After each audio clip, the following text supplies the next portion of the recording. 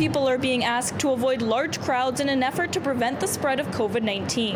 And with General Election Day scheduled on October 24th, how will people be able to safely vote in communities across BC? Elections BC presumably will push mail-in ballots, and some people may take advantage of that as well. That's something else we have done before. Hamish Telford is a political science professor at the University of the Fraser Valley. He predicts polling stations in a pandemic won't be much different than what we're already used to. I think when we go to vote at the voting stations, it's not going to be that much different than what we're used to. It's going to be pretty similar to what we've seen in the past.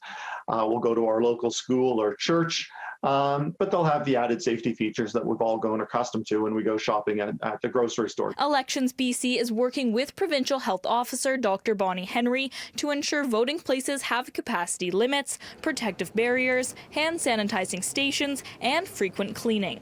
But according to Elections BC, up to 35% of ballots could be cast by mail. Each political party has come up with their COVID safety plan, as we've required, and Elections BC has a COVID safety plan, and we've been working with them on those. So they're not orders from me, so in that sense they're not enforceable. We absolutely will be monitoring and providing guidance and advice as needed. Elections BC is holding 7 days of advance voting from October 15th to October 21st to help reduce numbers in voting places.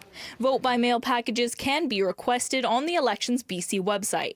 Voting places are not yet confirmed, but the BC Teachers Federation is asking Elections BC to not use schools. We're concerned that this will put additional pressure on schools to make them have to, do additional cleaning on top, above and beyond what normally is required in our schools. And this would be an additional deep cleaning that would be required. Dr. Bonnie Henry and Elections BC will provide more details on Tuesday about how the election will look during a pandemic. The guidelines that we've come up with include how political parties and their candidates need to keep themselves, their staff and volunteers and their communities safe during the campaign.